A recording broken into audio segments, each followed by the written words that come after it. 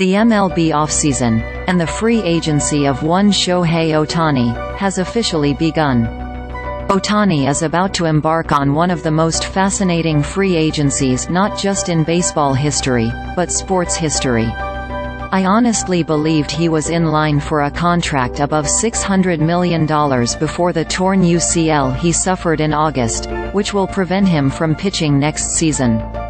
However, I still think some teams could offer him in the neighborhood of $500 million, and he will be worth every penny, especially if and when he returns to the mound in 2025. Ohtani will be worth so much to whichever organization he signs with when factoring in merchandise sales, attendance, ratings and support from his native Japan, something I have witnessed firsthand.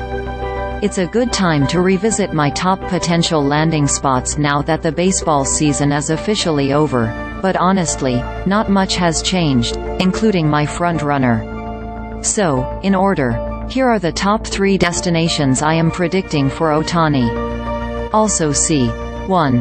Los Angeles Dodgers. It just makes the most sense.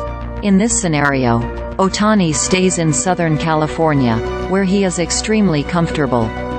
But he also goes to a team that actually competes for the postseason year in and year out and is constantly good enough to win 100 games in the regular season. It's very fair to nitpick the Dodgers' postseason woes, but Ohtani is coming from an Angels team that failed to even seriously contend for the playoffs in 6 years of having both him and fellow superstar Mike Trout. I also want to say something that will make Dodgers fans happy. A rarity for me, I know. I don't think the San Francisco Giants will be the serious players that many, myself included at points, have thought. It comes down to whether the Giants are an Ohtani away from being World Series champions. I don't think they are, and I doubt Ohtani would either.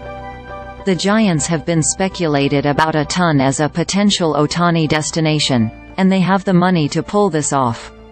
I just don't think they will. What are the top 3 free agent landing spots for Shohei Ohtani? 2. Chicago Cubs. This one is much more of a surprise. The Cubs tried hard for Ohtani when he first came over to the U.S., and failed more so because Ohtani so valued being on the West Coast and being both a pitcher and designated hitter. Remember, the National League did not permanently adopt designated hitters until 2022. Than any particular shortcomings on the Cubs' end. Now, though, I think the Cubs can be a major player in these sweepstakes. They have the money. They were on the cusp of the playoffs and likely would have made it if not for Seiya Suzuki dropping a routine fly ball in that September game in Atlanta. By the way, the Cubs would have reached the postseason over the Diamondbacks, who ended up going on that incredible run to the World Series. The entire playoffs would have been different if Suzuki catches that ball.